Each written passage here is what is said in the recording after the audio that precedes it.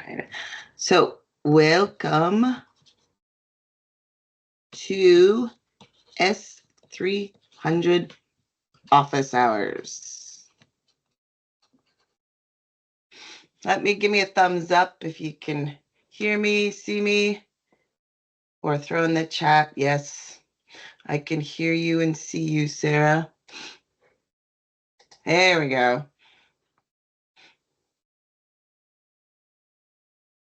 Portugal, beautiful.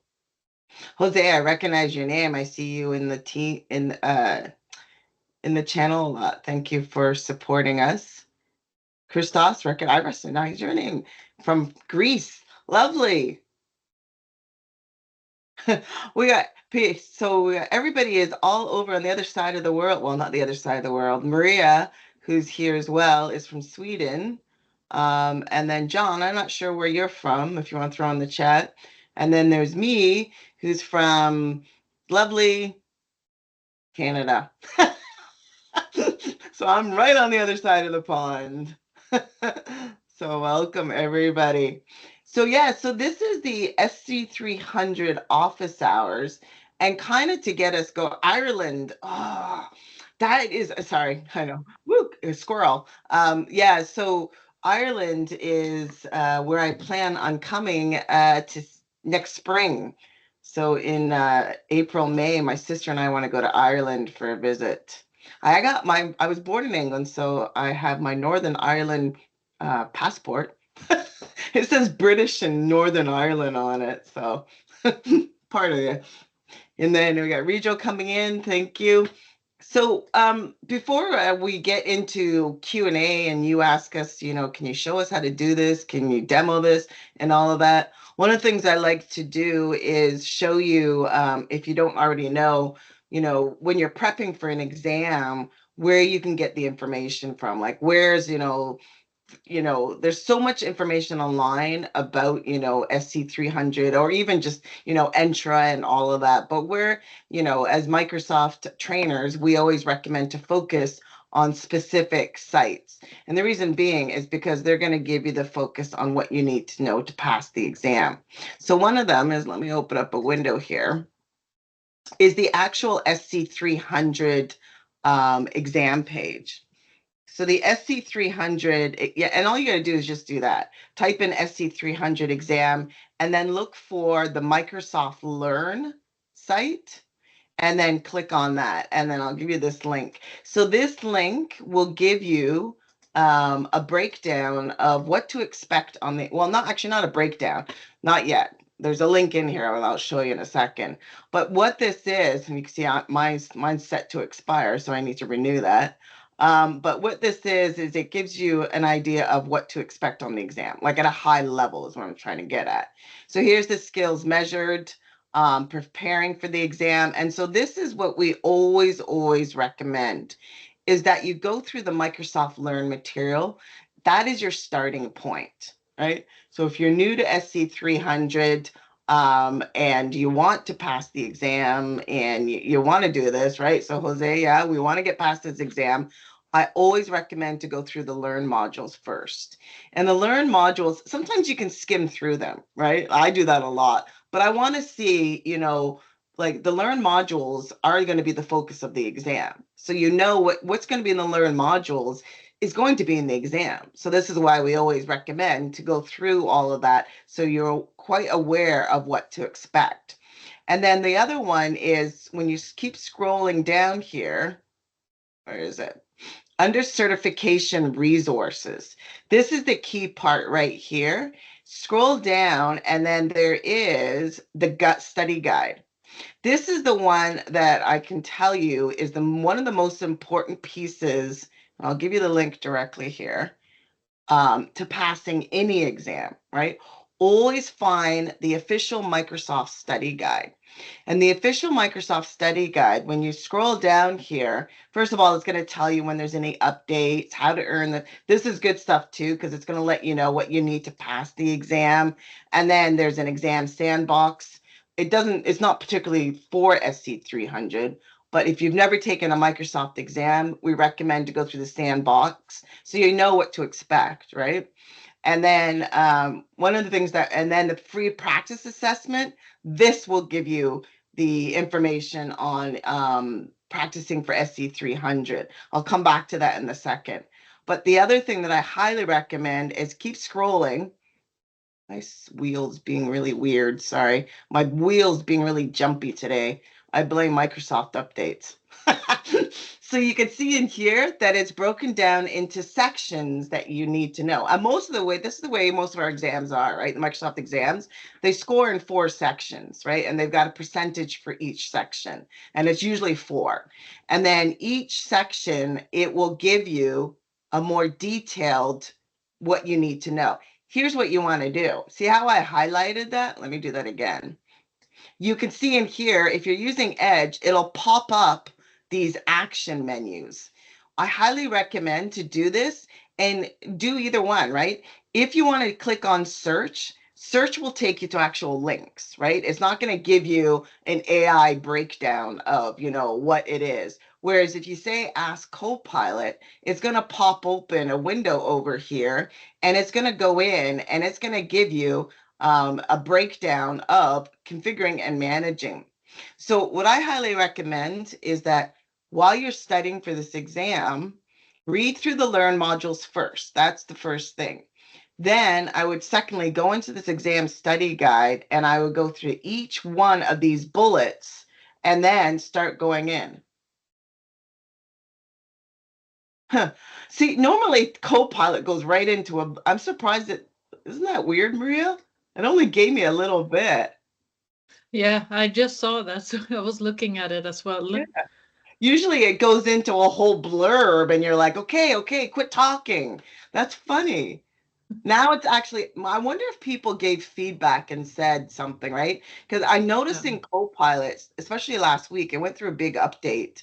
Um, that Copilot has changed a little bit, and it's based on user feedback. So because I was getting annoyed with that, right? When you ask Copilot something and it just goes, bleh, and you're like, slow down. That's Yes. not what I want. So actually, I'm enjoying that they changed this. That's the first time. So yeah, then you can go, please provide an overview. And now there it goes. That's what I was expecting initially for it to go bleh, and then you just sit there and go, whoa, whoa, whoa, whoa. But anyway, so yeah, so I would highly recommend again, and if I do search, you can see it's going to open up and it's going to go into links, right? So whichever you feel, right? Or you can do both, right? Again, highlight, it pops out, and then you got Copilot, or you can do search, or you can copy and put it in a different browser, whatever. The point I'm getting at is go through when you're studying each bullet, and there's a lot. This will take you a good week, right? And this is the way I do it. Is like I'll read the Learn modules. Again, a lot of times I just skim over them because the Learn modules don't go in depth enough. So if you ask me, if I just read the Learn modules, will I pass? And I go, if you have a lot of experience, yes. But if you have no experience, then no, you're not going to pass. You need to go through and each of these. And this will take time, but it will really prepare you for that. And then the next thing I recommend, and this was back over here, is to go in and take the assessment. I think it was up here, right? Yeah. And then the practice assessment, what this is it's going to go through and it's going to give you questions. And that's the last thing I would do in my studying. So the last thing you want to do is go in and, start doing practice assessments. Practice assessments are great because they're going to show you where you're weak, right? You're going to get a question.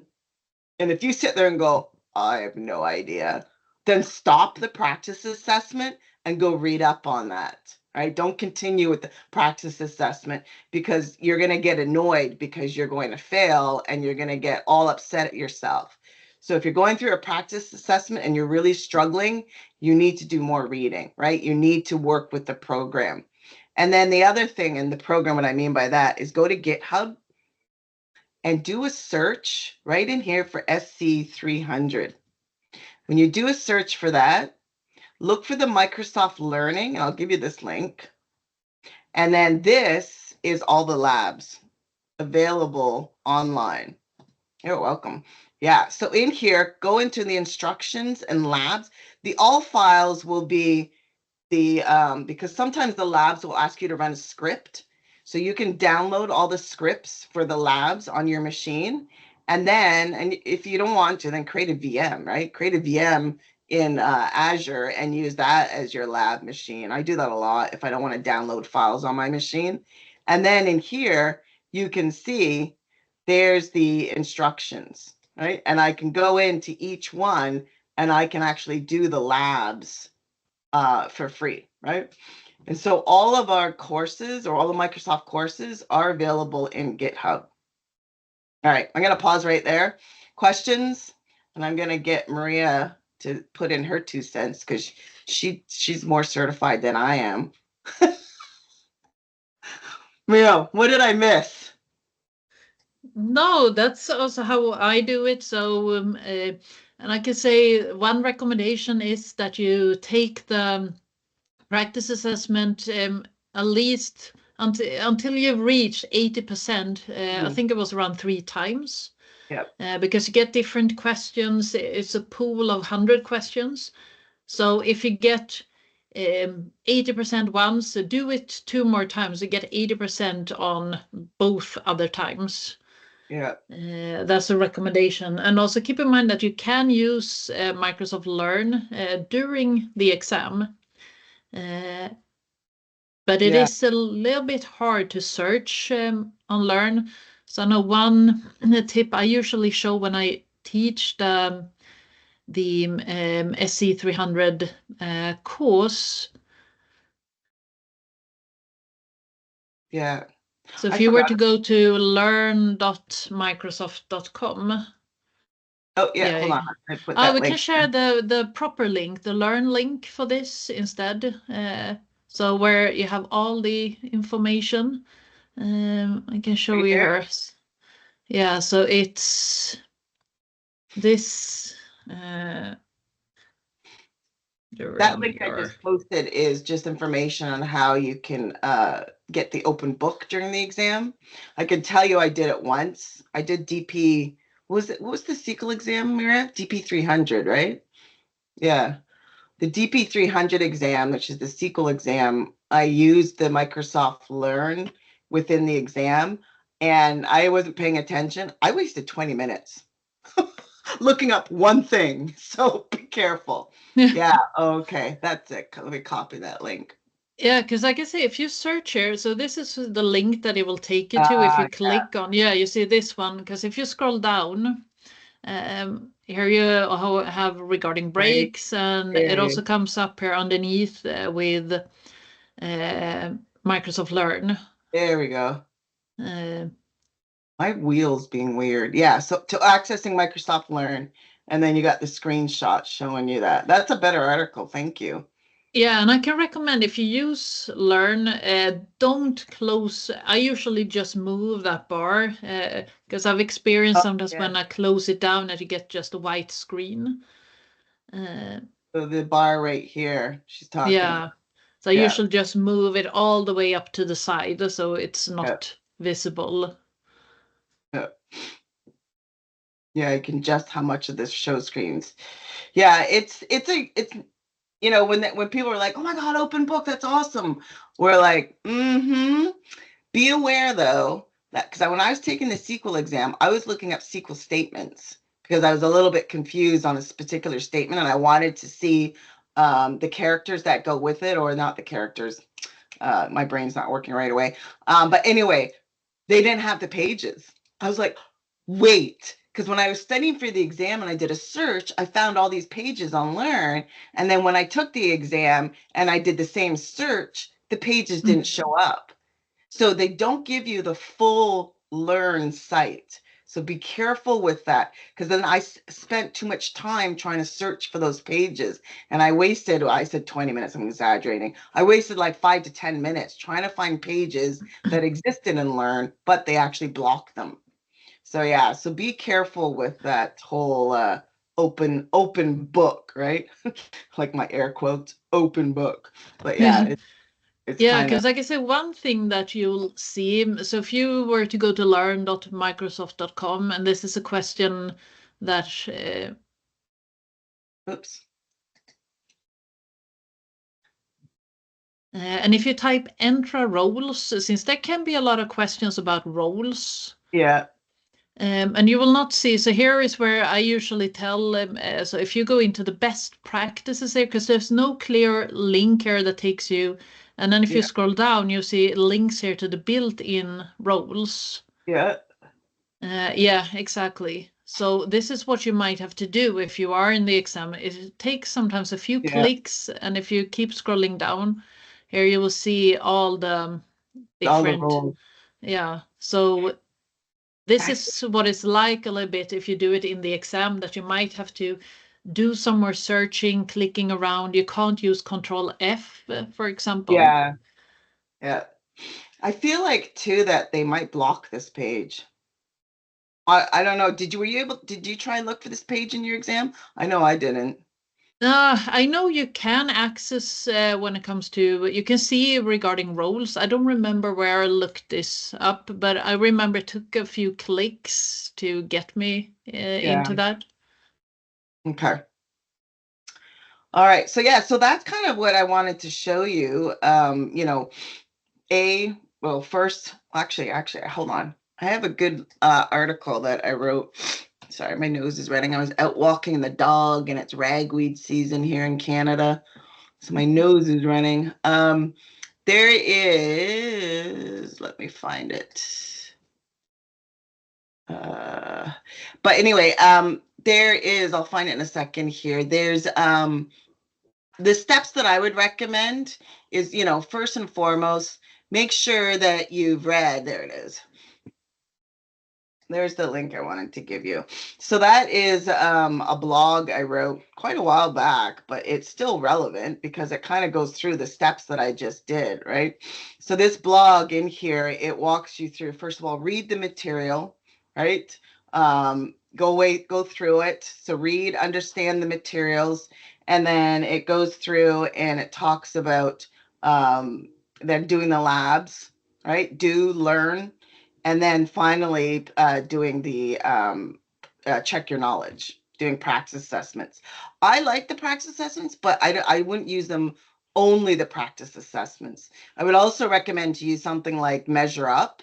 Measure Up I use all the time. Yes, you have to pay for it, but there's also a pass guarantee, right? So if you don't pass the first time round, then you get your money back. And they always have sales on that. But I always use Measure Up, and I think I mentioned that. Yeah, I do right here. The Measure Up practice tests. Those are really good as well. So those are the steps that I would do to prepare for an exam. Read, get your hands on, and then practice with tests. And then you should be good to go. That's the process I follow with every exam. Any questions about taking the exams, preparing for the exams? We can't tell you what's on the exam because we like our jobs. We can tell you what's on the exam by looking at the study guide, which I gave you. But if you say to me, Sarah, did you get a question that did this? I'm going to be like, I don't know, something like that. Can't exactly tell you. We got a couple people typing. Um, and then any questions that feel free to put them in the chat now because I'm done demoing that part. So any questions on topics in the exam? So are you confused about PIM or conditional access, and you want us to whiteboard it, or you want Maria to whiteboard it? Maria's like, oh. So anything that you want us, any topics in the exam that you're currently studying right now, and you're kind of going, oh, I'm really confused about this concept. Can you delete that message, Jose? That is illegal. Yeah, that site is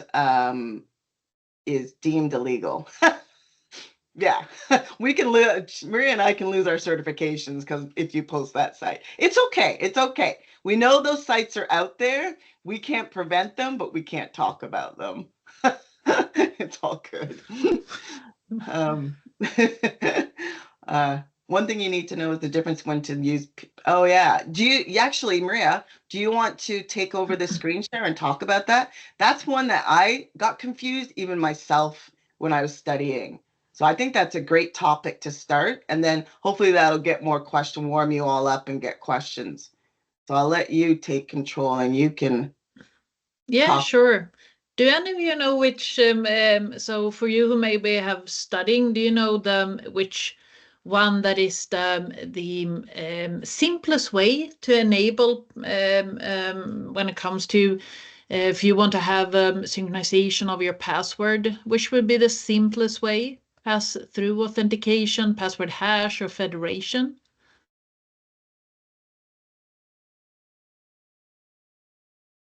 If we just start with that. Or what the difference is, for example, between pass-through authentication, password hash.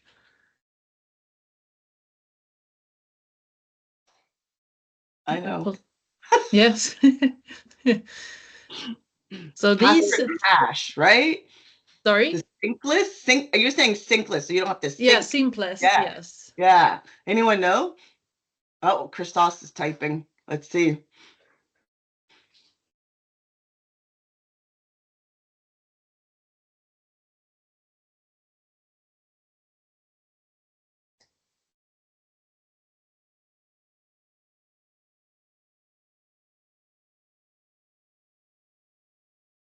Yes, Like we need exactly. Jeopardy music. Yeah, good.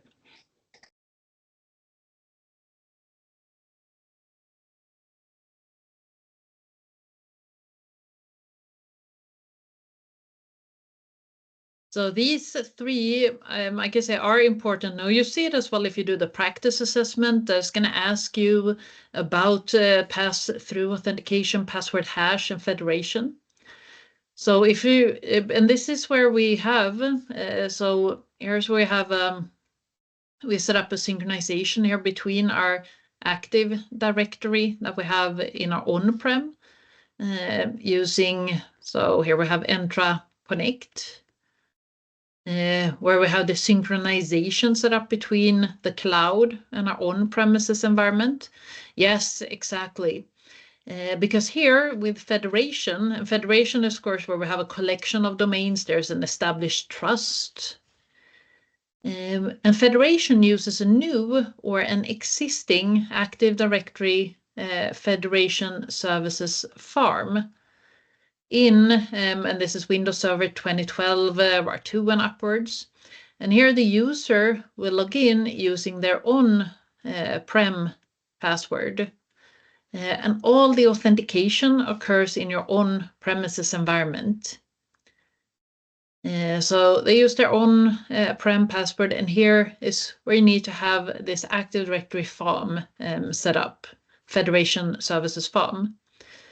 If you look at the password hash synchronization, here we also have set up when it comes to Entra Connect, so this synchronization here with our on-prem and the cloud. And your password here is stored as a hash value representation. There's also synchronization here that runs every 2 minutes. And any synchronization will overwrite the existing cloud password. Password hash, good to remember, this is the simplest way to enable authentication for your on-prem directory objects. So here, when the user signs in, if there have been any changes to the password, and the next sync will overwrite any existing cloud password. So there's nothing here there's no installment. That's why this is the simplest way. If you look at password hash, pass-through authentication, just like Christo said, it needs to contact the Active Directory to authenticate. This is what we would use if we need to enforce some password policies that we have in our on-prem environment. Here is where you need to install a software agent in service on-prem. So any password here that the user will use, there's an authentication of these password, or validation against your Active Directory on-prem. So there's no password validation here that takes place in the cloud. And here's also where we have, of course, this synchronization here set up. So pass-through authentication, enforcing password policies that we have on-prem. There's no password validation in the cloud. Password hash simplest way to enable authentication. And federation is where you need to have an Active Directory Federation Services farm in either new or an existing one. And we log in using the on-premises password. So these are good to know the difference between. Will definitely be questions about this on the exam. Okay, so now let's question the students, Yes. our group here. So I am a company that wants to use what are those things called? I want to use a multi-factor authentication, and I want to use cards, those smart cards, in my environment. So whenever a user authenticates to Azure, then they're going to go in and they're going to need a digital card to do that.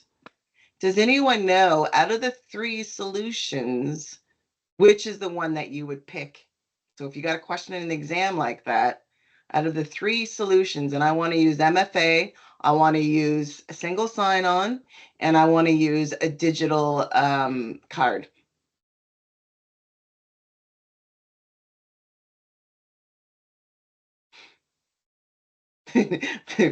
Don't know?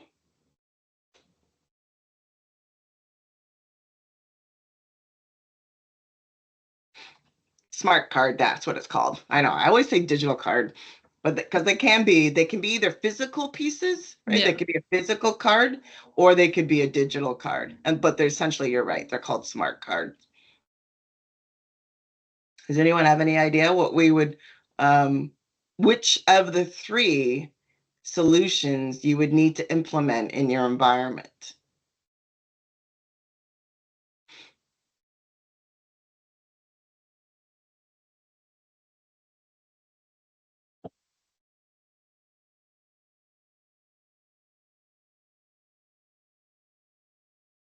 Yeah, we see we got some typing here. Yeah. So, you know what? Wrong answers are encouraged as well, because then we can compare it, right? Even if you're not too sure and you're like, maybe it's just, don't be shy, right? Wrong answers, I always encourage, because when you're wrong, you learn by being wrong. Does that make sense? Right? Tell my mother, it's okay to be wrong because that's how you learn, right? So give your best educated guess, and we'll go through and say why that guess was wrong or right. So somebody throw in one answer in there. Everyone's shy. It's funny. And it is what it is, right? Go for it. Just throw in any of the three. And then we'll talk about why that is either right or wrong. And this is where you're going to remember these conversations, right? Whenever Maria and I teach classes, we go through this and we say, well, what do you think it is? Well, no, it's not, because this. And this is why I love practice exams, because when you're going through practice exams and you select an answer, you can say, mark my answer and let me see if I got it right away.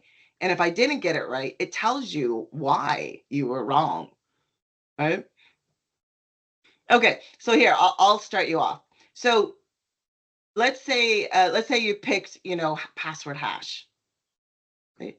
What do we know about password hash? We know password hash is stores a little hash, so a little bit of information in your entra, right? Jose thinks it's the first, which is the federation. And Jose, high five, you win, right? Good job. And it's federation because the federation server is the server that is going to verify your smart card authentication. The federation server is what gives you the capability to give you that, full MFA using biometrics, using smart cards, right? And that's what the federation server does. It is the most complex environment to set up, but it's also the most secure environment. And this is how I remember federation. I always remember federation as being the one that's going to give me, you know, those multi-factor capabilities besides the multi-factor server in Entra, right? Because you can use Entra's multi-MFA and not need federation. But if you want to use, you know, biometrics and smart cards, you're going to need a federation server in your environment if you want that single sign-on, right? Some of you are saying, well, we don't even have an AD environment in our environment. Well, yeah, then that's a different story. This is all about because you have AD, Active Directory, in your company. So what if I'm more concerned about making sure my learner or not my users are logging in to Azure at any time, anywhere, and that's the biggest concern, right? So if my network goes down, my hybrid connection to Azure goes down, I still want my users to log in. What is out of the three would you pick? So I still want my users to log in no matter, yeah, you got it. Good job. Password hash, right? Password hash because something's stored in Entra, which means if you lose that connection back to your office, it's all good.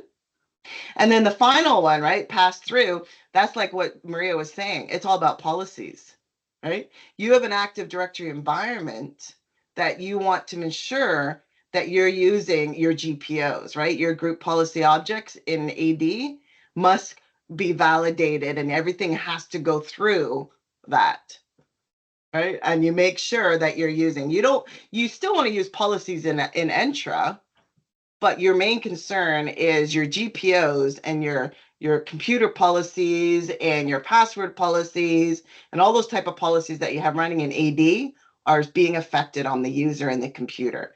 And so that's when you would use pass through.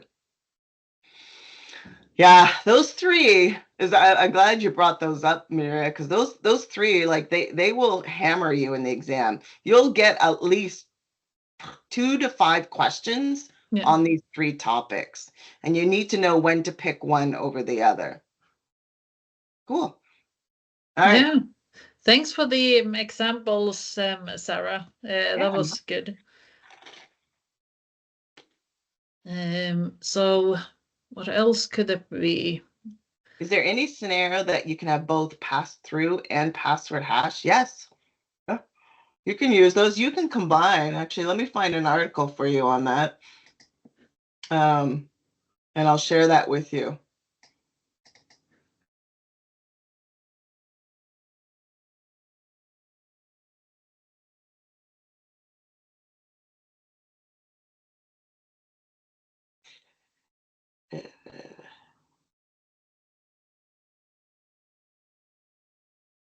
I don't know if there is.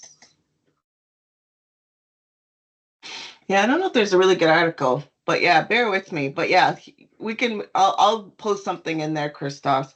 Any other questions? Let me see if I can find it.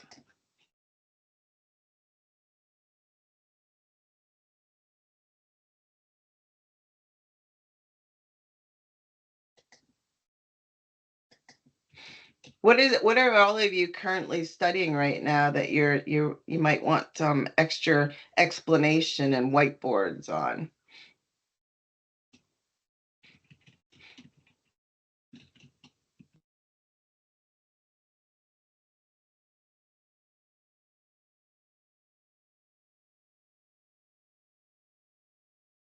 If not, I'm going to start asking you questions. Yeah, do you all know, we can ask, do you know the difference between user-assigned managed identity and a system-assigned managed identity? This is something that can come up. Get up here. It's funny there's no articles that talk about how to combine the two, but really you just enable both of them. Like you can definitely have both on at the same time. Sorry, Christos, it's just kind of going back. Yeah. All right. So, but definitely you can. So I'll give you both the articles and then, yeah. Sorry, Maria, you can continue. Yeah, and I'll let you share. So do you all know the difference between system assigned? They have two types of managed identities, and you have a user assigned.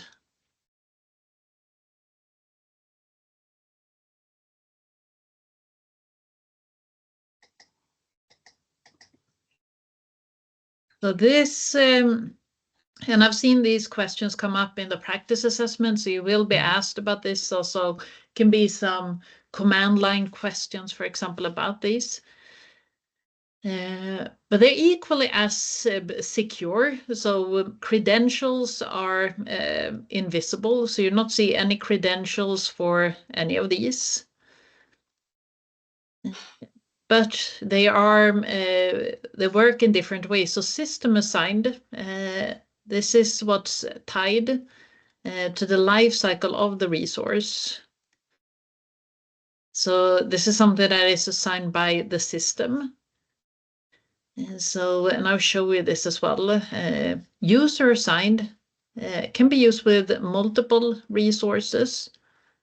So it's not tied to the resource lifecycle. User assigned is something that I can create.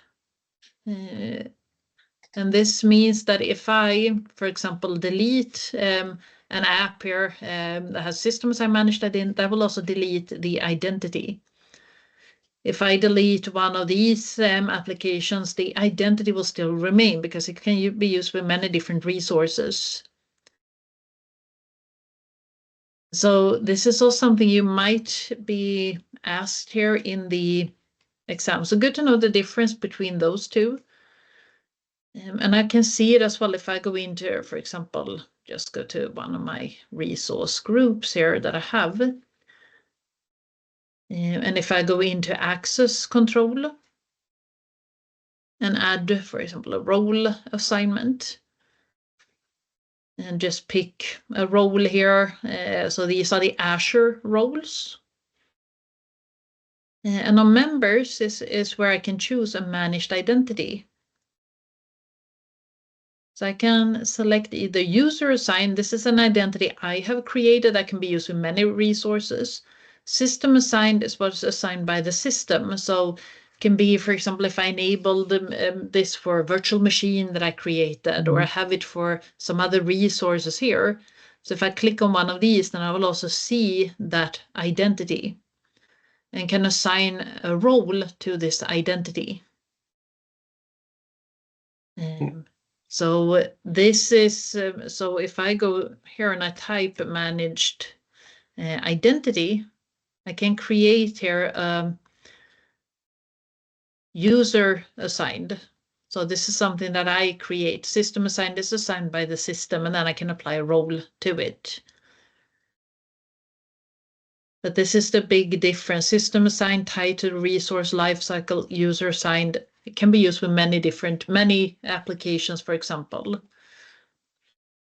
The way I look at it is I think, okay, I have a storage account that has some files in there. And then I have a web environment that's, I'm running a bunch of computers that run my web environment. They all need access to that storage account. So that would be a user assigned, right? Yeah. I would create one identity and then I would assign it to every virtual machine that I had. And then I would give the storage account, I would go into the storage account identity and access management and give that user assigned access. And so then now all my VMs have access to that storage account. And then the way I look at system assigns when I think of scenarios is I have one database and one application, one app service. They need to talk to each other. That's two systems that need to talk to each other. And that's when I would use system assigned. So, yeah. Yes. So really, it's a really good way to think of it that way too. Exactly. So you have storage, and then you have your virtual machines for user assigned. Yeah. And system assigned is what I also use, for example, for Purview service, or that's connected to my one of my data services, allowing Purview here to read data in this storage in this data service here that I have. And if I delete my Purview account, it will also delete this identity here.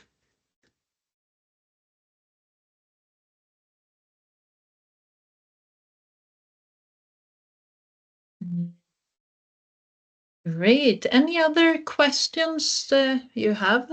Anything else that you think about? Let's see what else that could come up here. Yeah, I'm looking at the major topics.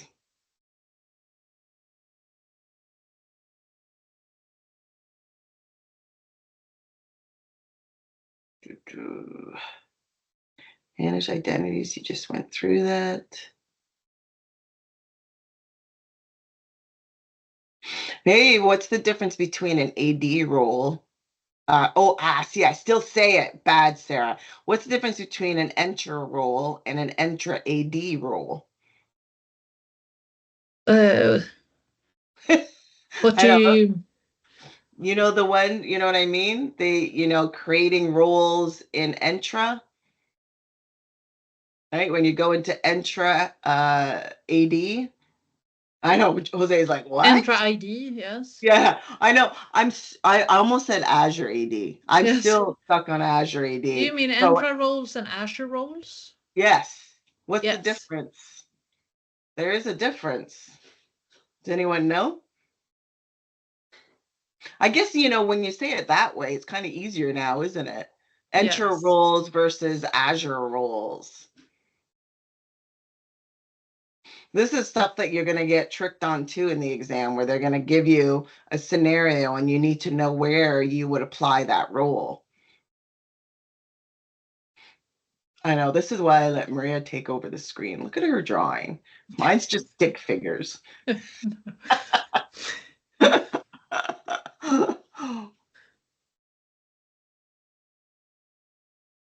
So we know what Entra is, right? At least we hope, right? I know, good job. So we know Entra is the whole cloud AD, right?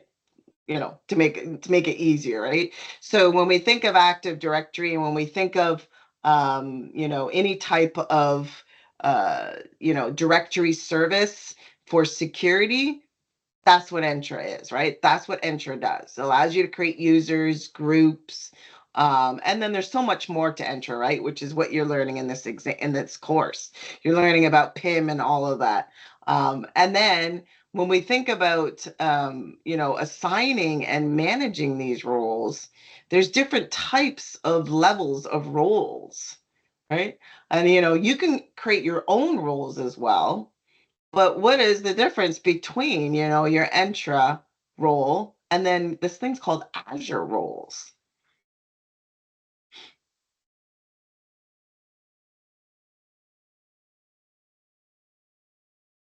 Do any of you know the highest, which is the highest Entra role, the one that can manage everything within this tenant here or this directory? What is they like to call it? The template roles? Yeah, you can create your template roles. You can create as I'm thinking of like custom roles here. I'll give you a link for that. So going in and creating custom Entra roles. Yeah, see, we get subscription owner. That's actually one of the higher roles when it comes to Azure roles. So if you look at Entra ID role, the one that has the most permissions is a global administrator. And this is an Entra ID role. This role here can manage everything within this tenant. So here's in this tenant is where we have our users, groups. We have a license that determines the features that we will have within this tenant. It can be a P2, a premium P2 license, for example. And global admin is an Entra ID role. A global admin cannot manage access to resources here that I have within a subscription. A global admin have to, it's called elevate access, to be able to manage access on subscription level, and they will elevate access to, it's called a user access administrator, which is an Azure role. It's a good point that you just said there, Maria, because a lot of people think the global admin can go in and do everything. Essentially, they can go in and do everything security level, right? But they can't mess Yes. with the resources. No. Yeah. So the one that you mentioned there when it comes to the subscription owner, that's part of an Azure role. And I will actually just switch my whiteboard here to another one here that I have that describes these a bit better.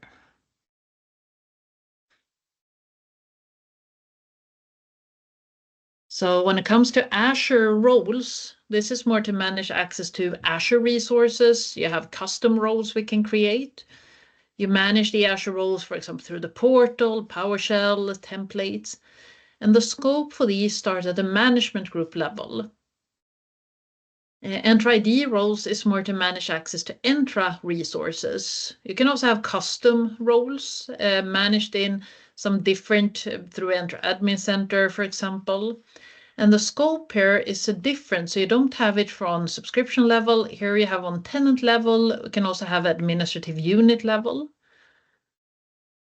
And this is where I am a global admin. In order to manage access to resource, I have to elevate access, which I can do in an Entra Admin Center. And that will give me the user access administrator role.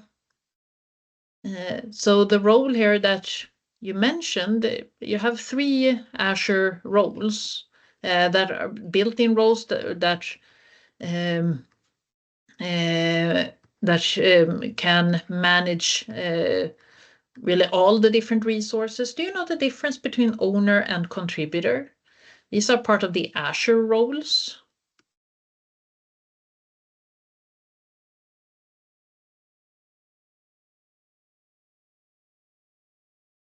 What's the difference between owner and contributor? Both of these can manage resources.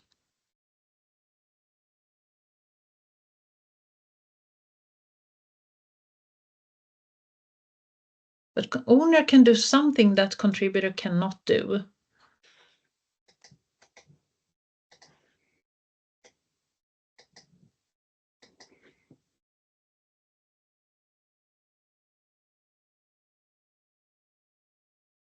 Yeah, so they can do more. They can also grant access. So if I'm the owner, so one of the roles here you mentioned, Chris's subscription owner. So if I'm the owner, for example, of my subscription.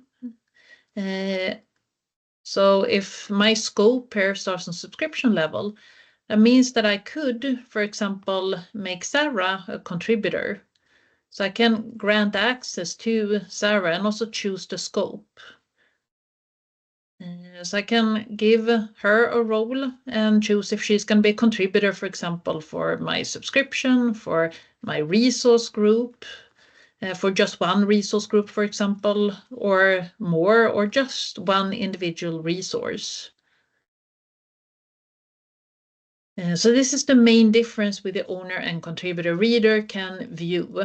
The permissions here stop at read.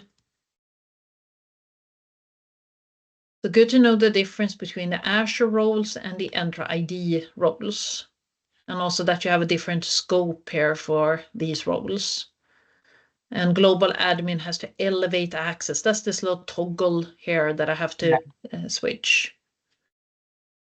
The one thing about those Azure roles, owner, contributor, reader, I know I've seen just talking to customers, and even when I worked as a consultant, they're not heavily used, right? Yeah. I don't know if you all use them. Like the reader one, it would probably be the one that's used the most.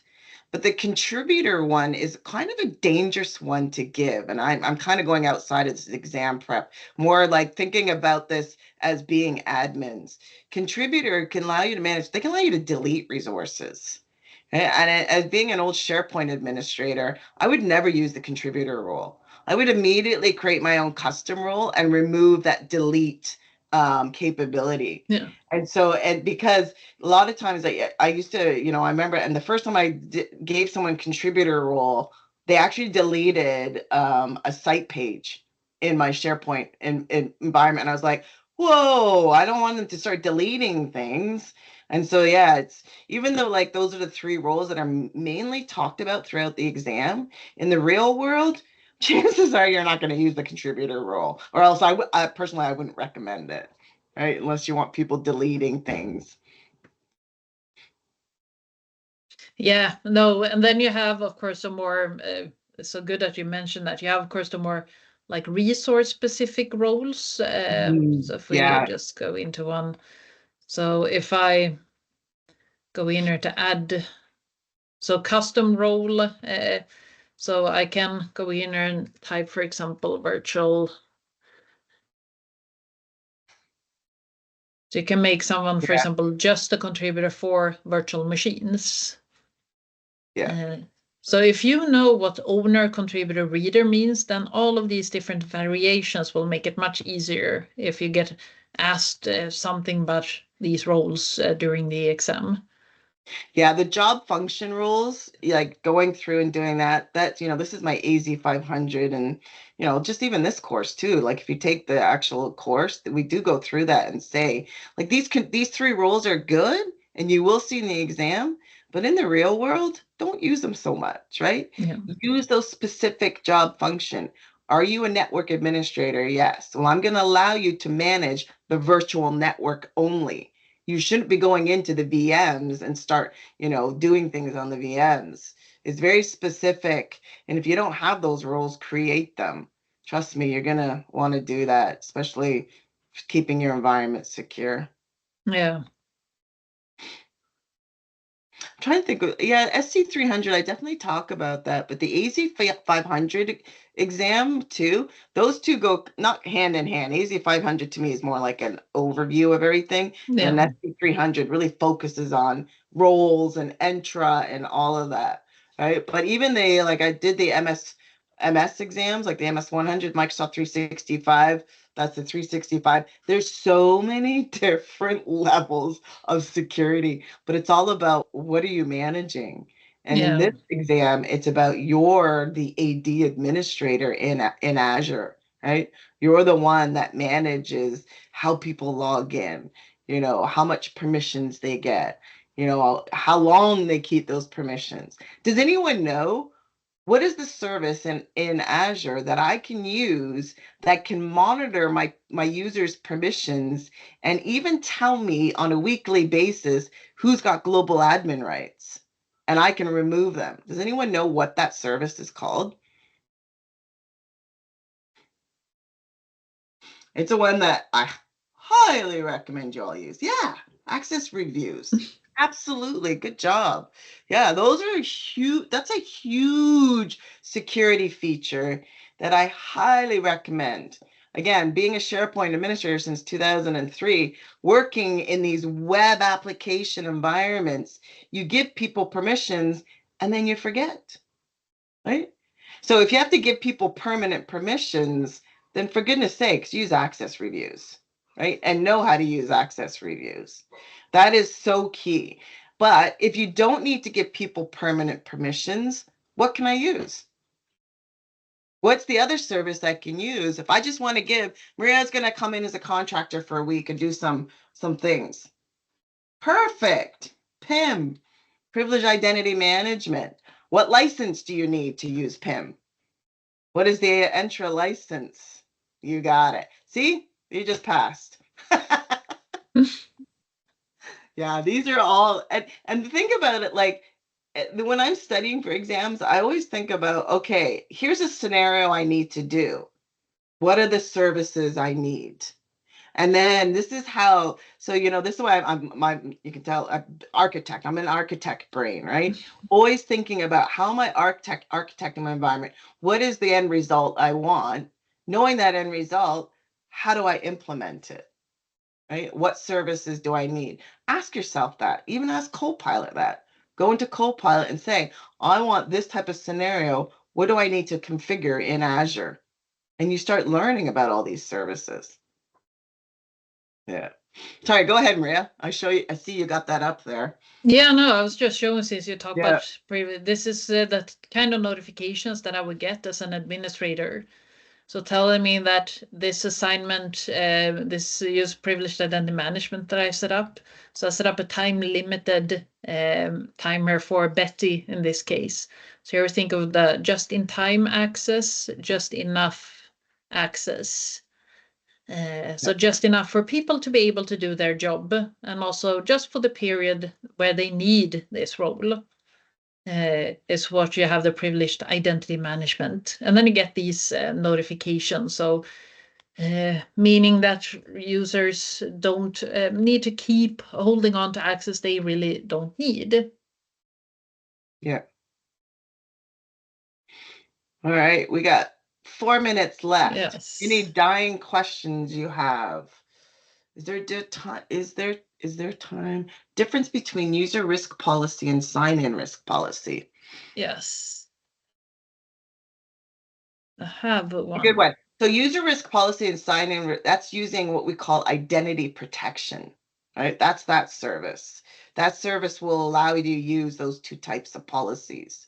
So identity protection is a P1 license, right? I believe, yeah. I think it's a P1 license. It's only, no, actually it's a P2. Someone tell me, is it a P1? I couldn't remember myself, and I'm supposed to be the expert, right? Sometimes I forget. But yeah, the difference between user risk and sign-in risk. Do you want to go for that, Maria, or are you trying? Oh, okay, there we go. Hold on, someone's knocking at my door. I'll be right back. Yes. So when you set up a user risk policy, the option that you will have is to allow access and then require password change. Sign-in risk policy is multi-factor authentication. So this is the main difference when you set up the policy, that you can either block access or allow access but require the password here to be changed. Or sign-in risk is multi-factor authentication. And this is, of course, to protect us from these things like password spray, new country, for example. You have this that is a little bit scary, this suspicious inbox forwarding, when someone has set up rules in your mailbox that mails get automatically forwarded. So you never see these emails, they just get automatically forwarded. So all of these type of risks is where you can use conditional access policies to set up the automation. So this is the thing that's good to know here. User risk, password change, sign-in risk, MFA, multi-factor authentication. Yeah, and think of it too, like the user risk means that the user's account has been compromised. Yes. Right? And then the sign-in risk is basically that the specific sign-in attempt is not being made by that user, right? So think of it like a sign-in risk for me would be like, I live in Toronto, but now, and I signed in Toronto an hour ago, and now it shows me signing in Germany. That's a sign-in risk because there's no way I got from Toronto to Germany in an hour, right? Or the user risk is where someone is signing in and they might be someone's trying to put in their password 6 or 7 times and they're getting it wrong. Someone is literally trying to mess up with that account, and that's a user risk. So yeah, think about the scenarios of how you do that as well. Let me see if I can find an article on that for you.